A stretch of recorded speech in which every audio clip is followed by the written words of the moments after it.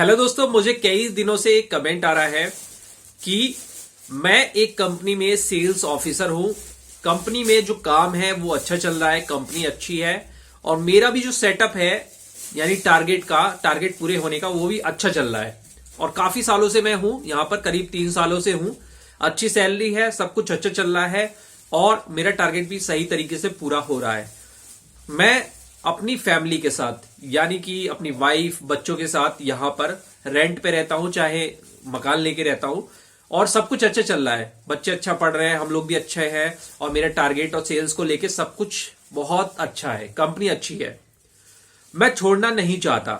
लेकिन आगे बढ़ने के लिए क्या मैं एएसएम के लिए अब ट्राई कर सकता हूं? मुझे एक्सपीरियंस भी काफी अच्छा हो गया है और एक्सपीरियंस के दम पर मैं एएसएम के लिए ट्राई कर सकता हूं, किसी कंपनी में जा सकता हूं। लेकिन डर ये लगता है कि बाय चांस मैं किसी कंपनी में गया और वहां पर मुझको निकाल दिया गया या टारगेट पूरा नहीं हुआ या मैनेजमेंट की किसी भी वजह से मेरी नौकरी चली जाती है, तो मेरी जो फैमिली है उसका खर्चा कैसे चलेगा? इसी डर से मैं ट्राई नहीं कर पा रहा हूं। मुझे क्या करना चाहिए? क्या इसी कंपनी में रहना चाहिए या मुझे रिस्क लेके ट्राई करना चाहिए? कोई सॉल्यूशन आप दीजिए। तो मैंने सोचा कि मैं बहुत सारी वीडियो बनाता ही हूं, उसमें मैंने काफी चीजें बता रखी है तो होगा, लेकिन फिर से कमेंट आ गया तो उनके लिए मैं ये स्पेशल वीडियो बना रहा हूं। देखो, स्टार्टिंग में जब मेरी भी सैलरी कम थी और मैं भी कई सारी इंटरव्यू देता रहता था, उसमें कुछ गलत कंपनियां भी हाथ में लगती थी जो कि 1 महीने में 1.5 महीने पे या मैनेजमेंट प्रेशर करके निकाल देता था। जो वादे किए जाते थे कंपनी की तरफ से वो भी फुलफिल नहीं होते थे और हम लोग भी नए थे। या हमने क्या सीखा? हमने ये सीखा, मार्केट में आपको जितने भी एक्सपीरियंस लोग मिलेंगे वो यही बताएंगे कि शुरुआत में उन्होंने क्या किया।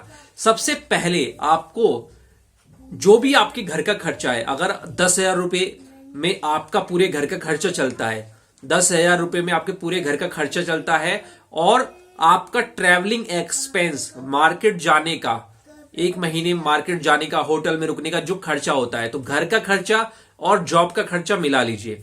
अगर घर का खर्चा 10,000 रुपए होता है और 5,000 रुपए आपका मार्केट में खत्म होता है तो 15,000 रुपए हो गया 1 मंथ का।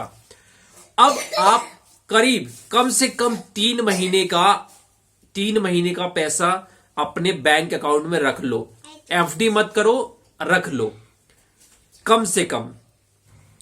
और अगर ज्यादा से ज्यादा कर सकते हो तो 6 महीने का होना चाहिए, यानी 15 दूनी 30, 15 तिया 45,000 3 महीने का बना, उसको साइड में निकाल के अपने अकाउंट में रख लो कि कहीं से भी अगर आपके घर में कोई दिक्कत आती है जैसे मेडिकल की या कुछ भी, तो उसमें से पैसे नहीं निकालने पड़े।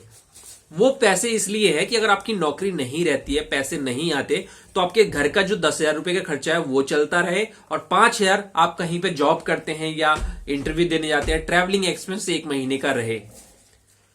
तो 45,000 रुपए निकाल के रख लो। वो इमरजेंसी फंड नहीं है, वो ये है कि नौकरी नहीं रहेगी तो हर महीने का आपका 3 महीने तक कोई दिक्कत नहीं आएगी। बच्चे जैसे पढ़ रहे हैं, जैसे आप खाना खा रहे हैं, जैसे आप घूम रहे हैं, वैसे खर्च होंगे। और ज्यादा से ज्यादा थोड़े और ज्यादा और सिक्योरिटी चाहते हो तो 6 महीने का रख लो।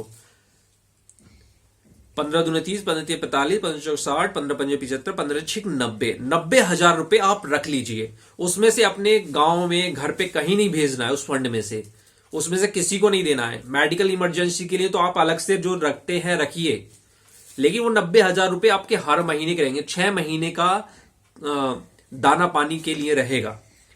अब आप रिस्क पर रिस्क लिए जाइए, जितना रिस्क लेना है उतना रिस्क लीजिए और अच्छी कंपनी जांच परख के देखिए, बहुत सारी चीजें पता लगाइए, एनालाइज कीजिए, फिर कंपनी ज्वाइन कीजिए।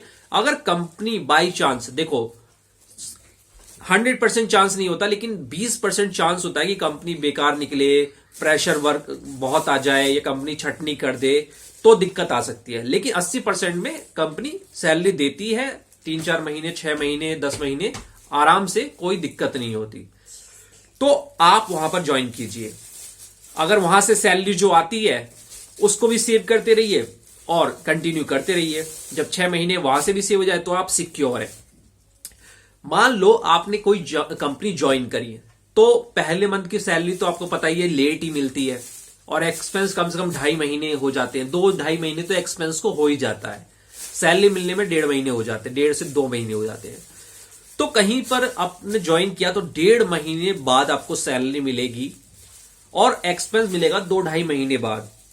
तो 1.5 महीने यानी 2 महीने का एक्सपेंस अपनी जेब से खर्च करना है आपको और अपने घर का खर्चा भी चलाना है अपनी जेब से। तो जो पैसे आपने 3 महीने का रखा है या तो उसमें से यूज होगा, या जो 6 महीने का किसी ने रखा है तो 6 महीने में से यूज करेगा। 1.5 महीने 2 महीने बाद कई बार ऐसा पता चलता है कि कंपनी ने पैसे ही नहीं दिए, 3 महीने हो गए पैसे ही नहीं दिए, ना ही एक्सपेंस के ना ही सैलरी के, और चांस है कि कंपनी निकाल देगी, एक भी पैसे यहां से मिलने नहीं है। तो आपका 3 महीना हुआ, तो आपने जो 6 महीने के पैसे रखे थे या 3 महीने के रखे थे, उससे आपका 3 महीने आराम से गुजर गया। अब आपको लगता है कंपनी हमको निकाल देगी, अगर आपने 3 महीने का रखा है तो आपको लगता है 3 महीने हो चुके कंपनी देगी नहीं, तो आप कहीं और भी ट्राई कर सकते हैं और भी ज्वाइन कर सकते हैं। तो अगर आप 6 महीने का रखते हैं तो 3 महीने और आपकी गाड़ी आसानी से चली जाएगी। इस तरह से रिस्क लिया जाता है, और रिस्क लेने का मतलब यह नहीं है कि अंधे कुएं में कूद जाओ। रिस्क लेने का मतलब ये नहीं है अंधे कुएं में कूद जाओ।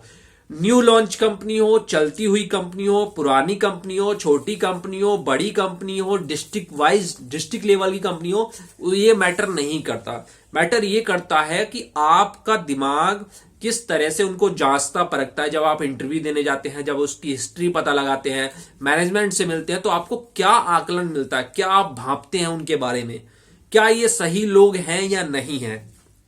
सही लोग होना बहुत जरूरी है, चाहे कंपनी छोटी हो या बड़ी हो। मैंने न्यू लॉन्च कंपनी में कई में काम किया है, बहुत ही बढ़िया सैलरी देते हैं, टाइम से सैलरी देते हैं, चाहे उनका खुद का नुकसान हो गया हो, लेकिन जो भी एम्प्लॉय हायर किए हैं उन्होंने पैसे उनको दिए हैं, छोड़ने के बाद भी प्रॉपर सारा पेमेंट किया है।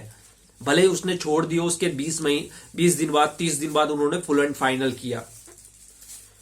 तो कंपनी की नीयत क्या है, वहां के एम्प्लॉय मैनेजमेंट की नीयत क्या है, पहले इन्होंने क्या काम किया था, कहीं से भी कुछ भी डेटा आपको पता लगता है तो लगाइए। इससे क्या होगा कि चांस ये रहेंगे कि 100% में चांस ये रहेंगे 20% फ्रॉड हो सकता है मेरे साथ, 80% कंपनी अच्छी रहेगी और मेरी लाइफ भी अच्छी होगी।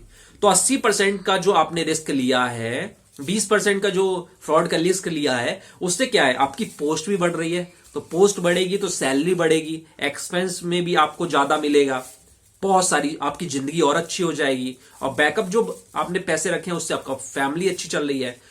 रिस्क ले लिया, 6 महीने अगर उसमें जॉब करी, 8 महीने जॉब करी, 9 महीने जॉब करी, अब आपके ऊपर एएसएम का ठप्पा लग गया, एक पोस्ट ऊपर का ठप्पा लग गया, आपने वो चीजें हैंडल करी हैं 2 महीने 3 महीने 4 महीने। अब आप जहां भी ट्राई करेंगे तो एएसएम आप आसानी से बन जाएंगे, चलती हुई कंपनी में भी बन सकते हैं उस एक्सपीरियंस के बेस पर। उस एक्सपीरियंस को आपको दिखाना है, भले वो 3 महीने का हो 6 महीने का हो। आप बता सकते हैं कि कंपनी वाइंड अप हो गई या कंपनी के मालिक के बीच में डिस्प्यूट हो गया, जो भी चीजें हैं आप जेन्युइन बता के और नेक्स्ट जॉब ले सकते हैं। रिस्क लेने से क्या हुआ कि 6 महीने आप थोड़े से दुविधा में रहे, लेकिन आपने 6 महीने का बैकअप पहले से रख रखा है कि कुछ भी गड़बड़ होता है तो वो 6 महीने मेरे आसानी से चल जाएंगे। लेकिन 6 महीने में ही आपने अपनी जो सैलरी है उसको 1.5 गुना कर लिया, 2 गुना कर लिया। अब आपको पहली बार जो ट्राई कर रहे थे एएसएम के लिए, अब आप पहली बार नहीं ट्राई कर रहे, आप एएसएम रह चुके हो और एएसएम के लिए ट्राई कर रहे हो। सेल्स ऑफिसर की तो बात ही नहीं आती। अब तो आप एक्सपीरियंस हो चुके, अब जो भी इंटरव्यू होगा वो आसानी से आपको ले लेगा एएसएम में, और अच्छी खासी कंपनी भी आपको मिल जाएगी। इस तरह से रिस्क लिया जाता है। रिस्क लेने का मतलब यह है कैलकुलेटेड रिस्क, कैलकुलेशन करनी है कि मेरे कहां फंड की जरूरत पड़ेगी अगर कोई दिक्कत परेशानी होती है तो। और जो सेल्स ऑफिसर है उसके लिए तो फंड जुटाना कोई बड़े काम नहीं है। अगर धीरे धीरे भी तैयारी करेगा तो 6 महीने में भी 3 महीने का फंड तो जुटा ही लेगा, या 6 महीने का जुटाना है तो 7-8 महीने अपना काम करो, 9 महीने 10 महीने बाद सोचना जॉब चेंज करने का, 6 महीने का बैकअप बना के रख लो। इस तरीके से ही रिस्क लिया जाता है और सभी लोग लेना पड़ता है। लेंगे तो उसका फल भी आप ही खाएंगे, नहीं लेंगे तो उसका नुकसान भी आप ही झेलेंगे।